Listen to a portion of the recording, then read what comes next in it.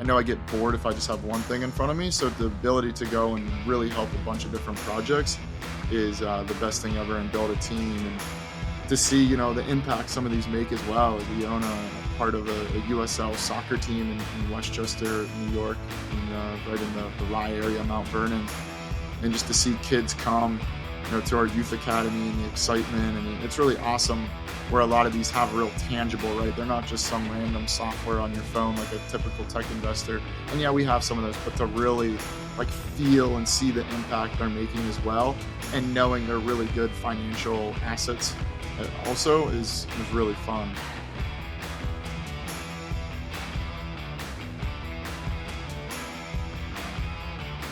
Well, I have the pleasure today of being with Andrew Petcash, the founding partner at Profluence Capital. I am so excited about this conversation. I love talking about sports, business, and this just brings it all together. So welcome to the show, Andrew.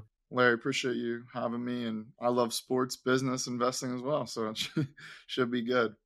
Should be a good match. So listen, we're going to spend a lot of time talking about Profluence and what you're doing today, but I'm always enamored, as well as our listeners, about the entrepreneurial journey. So can you share a little bit about your journey to becoming an entrepreneur? What did that look like? How did that happen? Yeah, well, first off, it's in the blood, both the parents entrepreneurs. So, anyone that comes from that, it's just can't get away from it.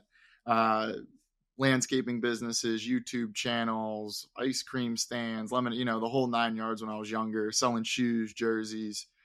And then in college started my first, we'll call it real one, which was a media publication called College Athlete Insight. Really good timing with the college athletes getting paid in that whole legislation, because I started a little bit before. So when it hit, was able to go through an aqua hire situation there, worked in the sports tech lane. I was not a founder or not a entrepreneur for a little bit, didn't like it, and had to jump back over to Profluence, which we'll talk more about today. So yeah, I don't know. I think my whole life I'm at least going to have a few things, if not everything, that is on my shoulders, which is good.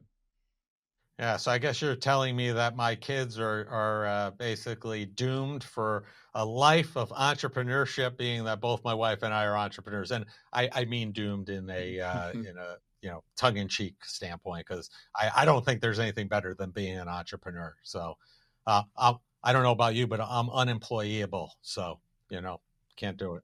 Yeah, I haven't had enough of the other side to say whether I am or not. I think I'd be really good at whatever I do. But yeah, I like kind of having it on my own terms. I think at this point it might be a bit of a shock for you, but who knows? Listen, as the world continues to evolve, can you speak to, because this is somewhere where you are directly sitting in, which is the intersection of sports, technology, and media. What's going on there?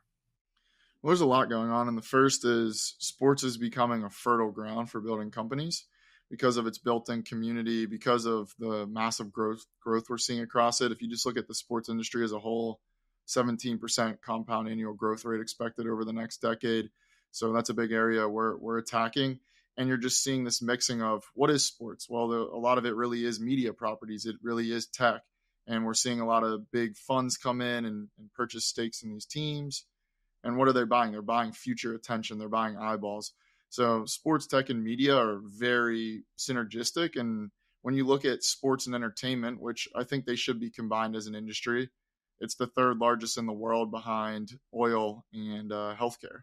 So it's big. It's in all of our lives every day, and it's increasing. I think a lot more of us have this attention on fitness and wellness, and that carries over. And sports is a great wedge to so many other things, especially media and tech, because when you get into collectibles or creator economy or fitness, health, wellness, all this, it touches sports in some way. And so we're seeing a massive growth across this vertical, and we like to sit in the middle of it. It feels to some degree that, it's somewhat new. Like this is a newer phenomenon, although sports have been around for so long, right? People are fans following their teams. We've heard about teams like, for example, our local baseball team, the Yankees, and their inherent value growing over the years. Why has this become such a highly followed thing and just so much more interest in that avenue just recently? There's a handful of factors. I'll start with the international appeal as well. When you look at a Saudi Arabia, you look at an India, it's now like sports have always been there, but they haven't been maybe fully commercialized. And the IPL, for example, the Indian Premier League, which is the cricket league in India, second largest league, second most valuable league in the world behind the NFL. And their stars there are bigger than LeBron James. They're bigger than a Derek Jeter. They're bigger than that, but no one knows. But now, because of this globalization of everything, social media, and Gen Z and how they treat this, everything's become a lot smaller.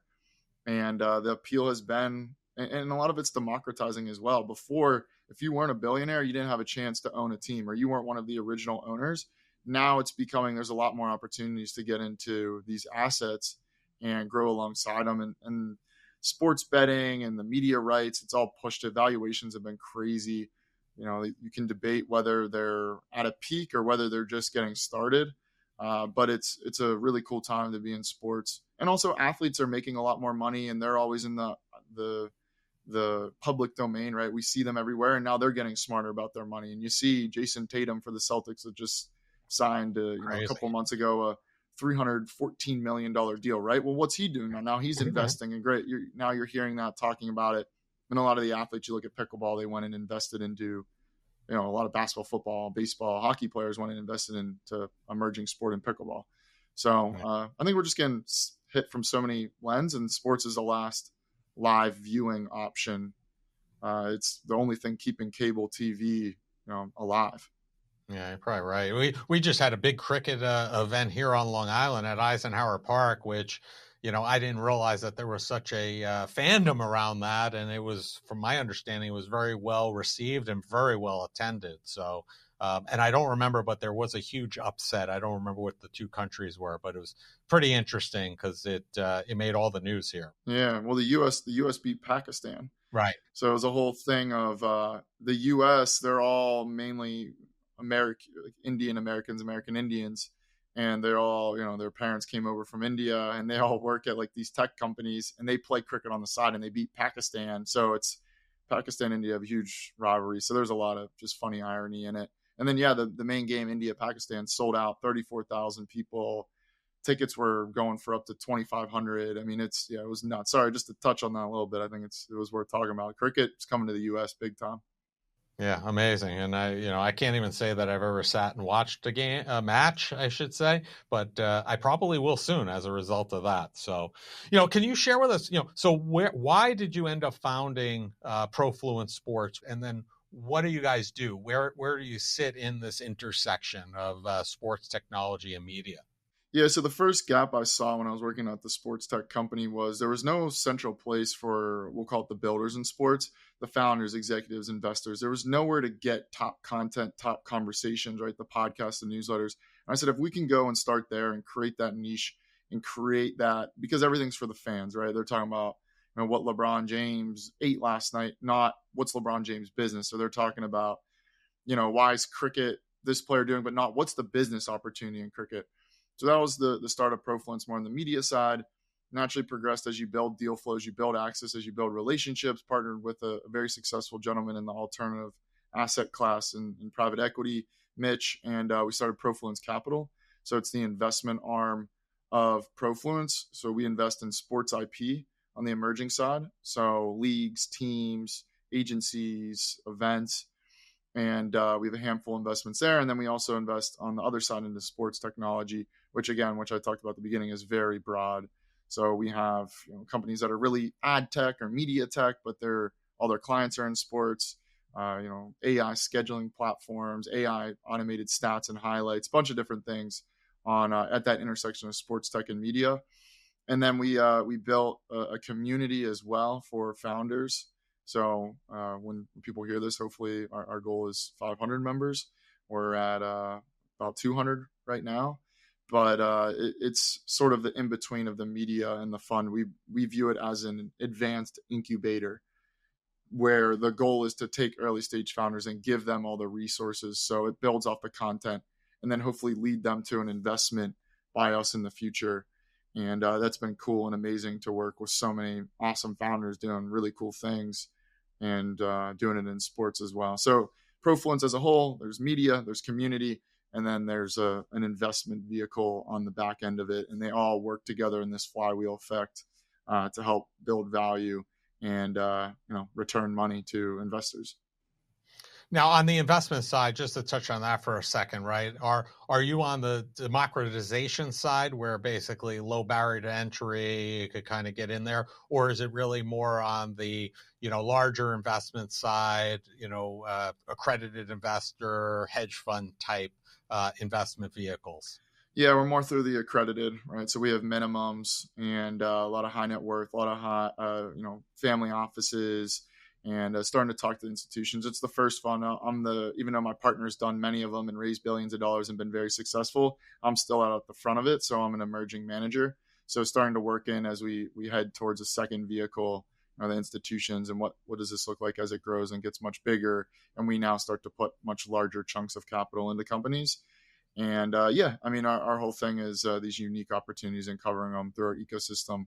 And the vehicle we've built gets us access and preferential terms to things you're not going to come across and you're not going to understand unless you're deep in the sports world. And that gives us our advantage across multiple different fronts. And it's fun. My personality is I know I get bored if I just have one thing in front of me. So the ability to go and really help a bunch of different projects is the best thing ever, and build a team and to see, the impact some of these make as well. Like we own a part of a USL soccer team in Westchester, New York, right in the Rye area, Mount Vernon. And just to see kids come, to our youth academy and the excitement. And it's really awesome where a lot of these have a real tangible, right? They're not just some random software on your phone, like a typical tech investor. And yeah, we have some of those, but to really like feel and see the impact they're making as well, and knowing they're really good financial assets also is really fun. And just to be in sports, which I've been in. I've played college basketball at Boston University as well, which I don't know if I mentioned earlier, but so I've known sports and entrepreneurship, it feels like, my whole life. Yeah. Now you're bringing it all together. And, I love the idea of having this incubator, right? Because I think it's a great way for you guys to stay on top of the trends that might be taking place, right? What's new, what's hot, what's really interesting. And at the same time, have a first look in view to some of these companies that are, definitely at a very early stage, but could be very successful. So is the goal to help them also seek funding from outside of your organization? Or is it really like, if I'm a sports company, sports related business, if I'm in that incubator, am I getting that funding from you if there is that runway scene? Or are you helping all types of companies, whether they're in the incubator or not, to seek out that funding if they need it? Yeah, I mean, some will come external for sure. We've made our first investment into one of the incubator companies. And again, it's like an advance. It's not like your true typical accelerator incubator. It's all digital. It's off this community. We have all the resources. We bring in speakers. We have events both digitally and in person. We just believe that's where the venture space is moving toward anyway. The ultimate goal, yes, is if we see a really good opportunity, we want to go in and close as much of that investment as possible and own as much of that company and sit on the board. But where we are in our fund size, we're not quite there yet. So we typically are writing our check and then going to get some external capital from our trusted network of co-investors all across the world in different segments, from family offices to other VCs. But yeah, the main goal is ownership through our access. And we also built it to show some of the larger institutions and the family offices and high net worths, like, okay, we can tell you we have access, and that's great, and we do, and we know that, but let us just show you. So when you can come in there and see, like I said, hopefully when this comes out, there's 500 members in there, if not more. Now you really can feel and go, wow, there's a lot of cool companies. How do I really manage this? How do I really know which ones are interesting? Well, that's our job. That's our goal. And like you said, you can see how people move, and you can see their trajectory where they might come in and you help them build a deck and meet 3 people and introduce them to someone that can really help their business or sit on their board. And then all of a sudden, 6 months later, it's like, wow, they've come a long way. This is super interesting. They're making a lot of progress. Now we have deeper insight than anyone else to make a smarter investment and hedge our bet even further.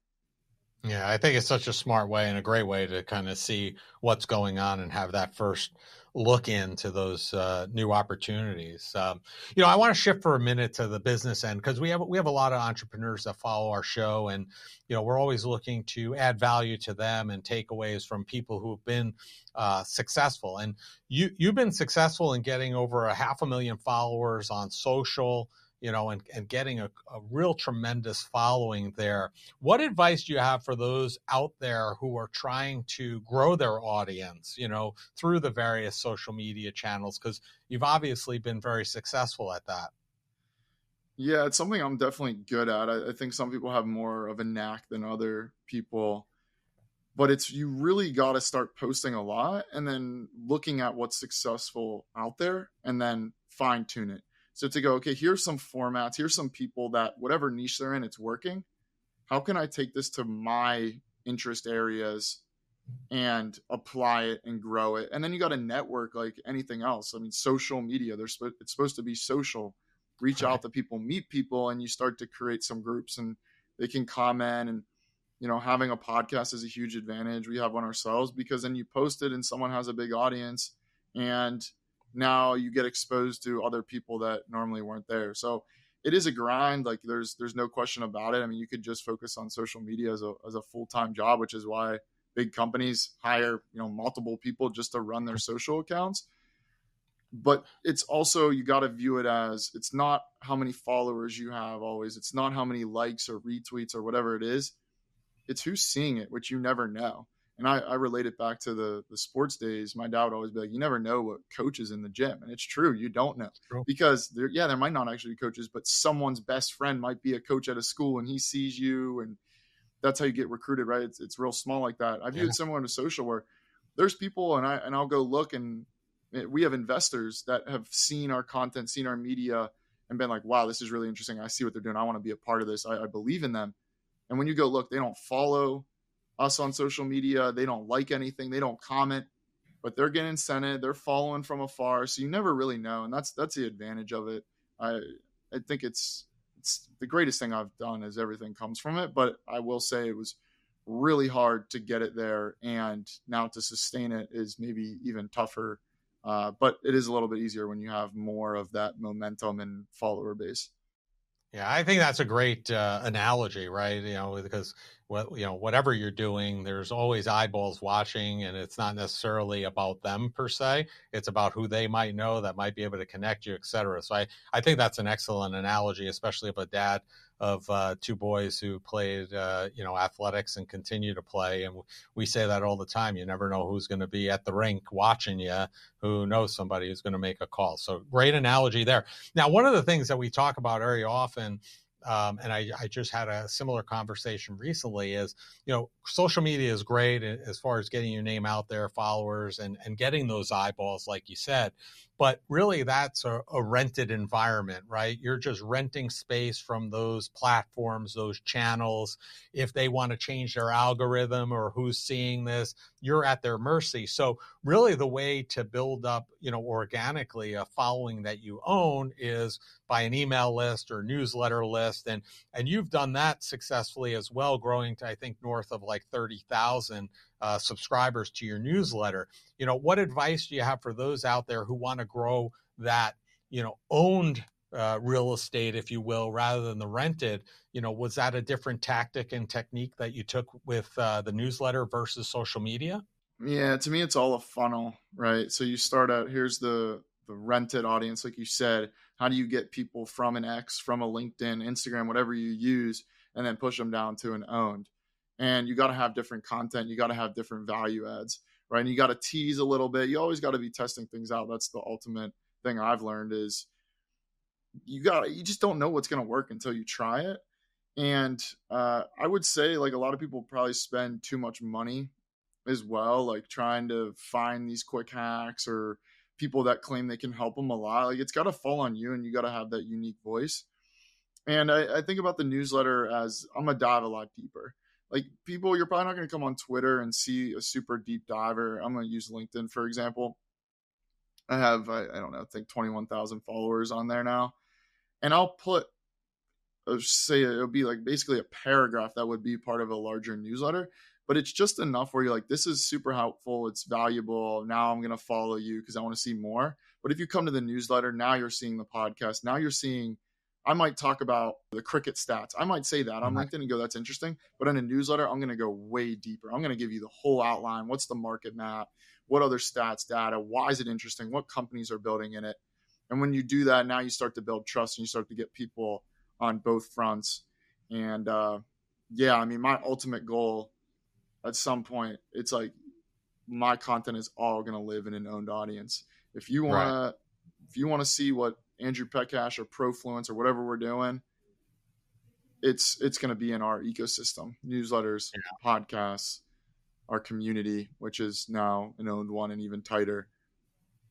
But again, it's, do you want to stop filling the top of funnel? So anyway, that's something I'm working through. Everyone always is. Well, I mean, it sounds like that top of funnel has really fed to those subscribers, right? So it's just a matter of putting that content out there, little snippets to get them interested to want to do the deep dive. And I guess those people that want to go the deep dive, those are probably a good fit for what you're looking for. And those who don't necessarily want to do the deep dive, maybe they're just not a good fit for you. And that may just be now or maybe forever, but eventually they may come down to that newsletter list, right? Yeah, and also like the B2B I like way better. I've tried to go more the B2C route, try to go more for sports fans. Then it's like, okay, if you're not getting a big sports betting contract or something, like it's hard to constantly fulfill the needs of very high level dopamine hitting sports fans, which we'll just call B2C. But when you go B2B and you start to get the business builders, to me, yeah, you sort of kill the advertising side of the business if that's what you're trying to do. But you're going to get, which is what we didn't want to do at all, because we're building a fund, we're building a community. We don't want to sell out to the high, on the media side. Right. So our whole media is really just top of funnel for you to come into our community and then introduce you to our fund. And I think every company, you'll hear this, every company is going to be a media company, or every company is a media company of some sort. Do I believe that? Yes, no. I think there's different things. I think social media is still very early. It's going to go through a lot of different phases. A lot of kids at the younger are starting to get burned out of it. You're seeing flip phones come back. We're going to go through phases like anything. It pushes one way, pushes back the others. And yeah, it's attention is going to be interesting to see where it goes over time. But yeah, I would say owned audience, right? I'd much rather have a newsletter subscriber than a Twitter follower. Yeah, and as you rather have, you're not going to have as many Twitter followers as you're going to have owned audience, but that's fine, because that owned audience are people who want to listen to you. So talking about that content, for all the content you've written, what piece have you found has had the most traction for you and Profluence? Yeah, it's something we think about a lot internally. So I appreciate that question, Ewan, just because I think about it a lot.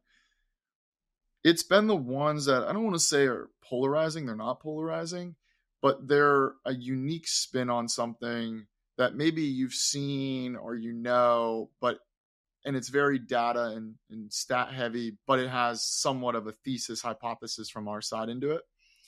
So the one that popped off the most, and I've talked about this a few times now, but it was like India is going to be the sporting capital of the world. So, again, like that's a broad statement. Maybe some people will call it clickbait. It's not, because we're going to explain, but I'm also going to explain at the end. I don't actually mean like India is going to be where everything happens in sports, not the US or whatever, but just saying like it's growing a ton. There's a ton of big companies coming out of it in the sports media tech ecosystem. There's IPL growing and things like that catch, because you walk away going, oh, this is interesting. Yeah, India is going to grow a lot, but it has that title that draws you in. It has the data and stats that make it intriguing, and it lets you know this is interesting, but it sort of clarifies. So that is one that's really popped off. Another one was pickleball has been real hot over the last few years. Yeah. We broke down what are the business opportunities in pickleball, and I still probably get an email a day from some random person. Hey, I'm thinking of starting this. What are your thoughts?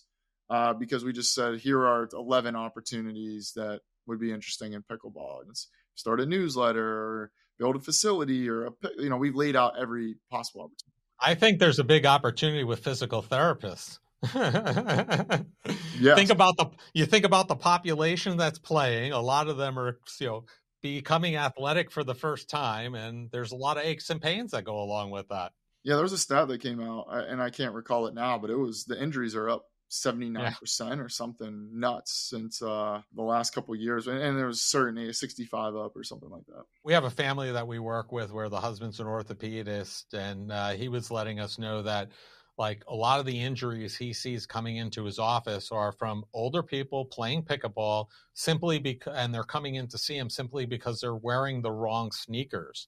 They're wearing running sneakers to go play pickleball, and then they're rolling their ankle because they're not getting the support.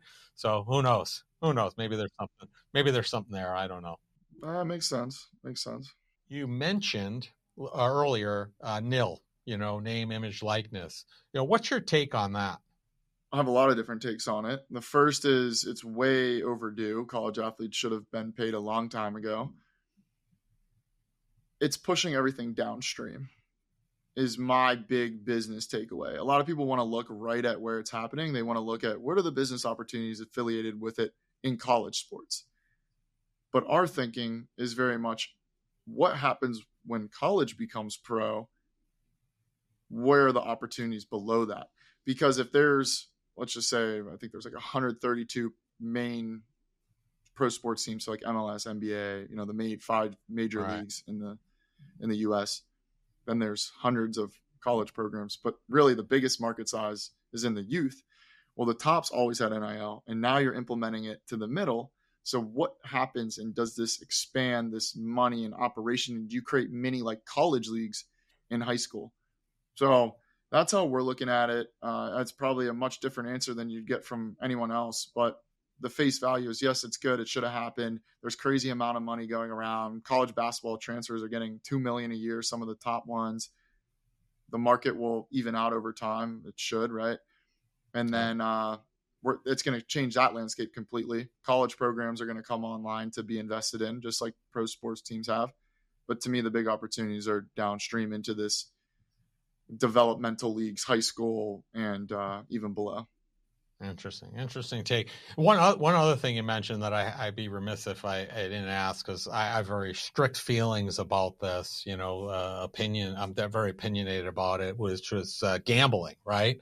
What do you feel, or how do you feel about the whole sports gambling thing and how it's like everywhere now within the sports? You can't go anywhere, TV, radio, online, helmets, without seeing it. What are your thoughts around that?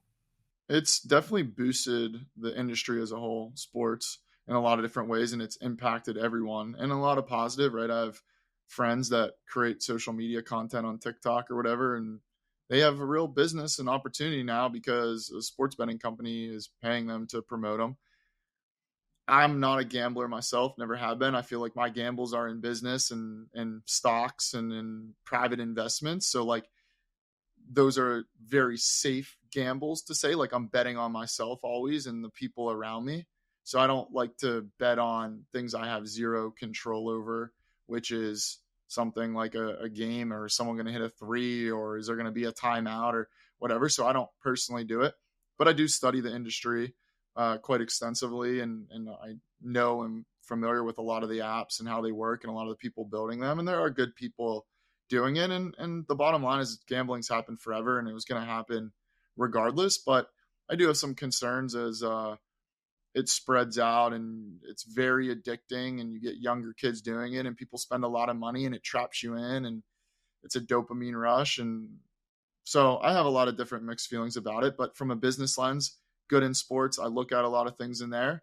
From a personal lens, I don't do it. And I think everyone should be able to have self control, and but there maybe should be some regulation. But yeah, I don't know. There's a lot of mixed feelings. I'm sure we could go on and on about different lanes there, but Yeah. I try to keep a high level. I don't focus too much on the betting gambling space. Yeah, I mean, my concerns are just really around the social impact, and I agree with you. You know, if you're a grown adult, you have choices to make, and those are your choices to make. My fear is, even with my own kids, I've seen this start spreading to the college, the high school, the middle school level, and that's where it starts getting a little concerning. Are we creating something that 10 years from now, we're going to wake up and we're going to have a bigger problem than people are forecasting today? But from a business standpoint, an adult standpoint, I'm with you 100% on that. It's fine, right? Yeah. So, well, listen, Andrew, it's been a pleasure having you on, and we end each show, because we're all about joy on the Mitlin Money Mindset, by asking each of our guests the same final question, which is, what did you do today that brought you joy and put you in the right mindset for success? I wake up with joy every morning because I have my little routine. It's amazing. Wake up, little workout. Today was a run, and then meditate for 10 minutes, read my Bible for a little bit, and I'm good to roll. And that, when I start every day like that, it's hard to have a losing one. We've had some technical difficulties at the start, but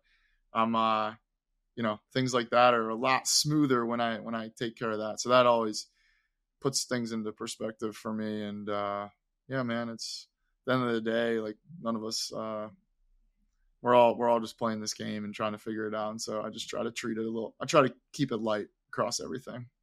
Well, sounds like a good way to start the day. We're going to have Andrew, we're going to have yours and Profluence Capital. We're going to have all their information in the show notes. But if people want to connect with you, learn more about you, learn more about Profluence, what's the easiest and the best place for them to do that? The best place currently is Andrew Petcash on LinkedIn. So LinkedIn/in/Andrew Petcash. You'll see me. I have a little cartoon character. I do that to stand out a little bit more. Top voice too, so there'll be a little blue check mark. And I try to answer all messages there, and then you can see everything we're doing, like from a business lens. You can see our fund and our investments we've made. You can see more about our community and our media, and some of my insights I post there 5 days a week as well. So some of the mini insights, and if you want to join the newsletter, then you can. So everything's right there. Awesome. So if you want the deep dive, go to the newsletter. If you like the tidbits, go to the deep dive and get the newsletter. So listen, Andrew, it's been a pleasure having you on. Thank you so much for the time. I appreciate it, and enjoy the rest of your day. Thanks, Larry. It's been awesome.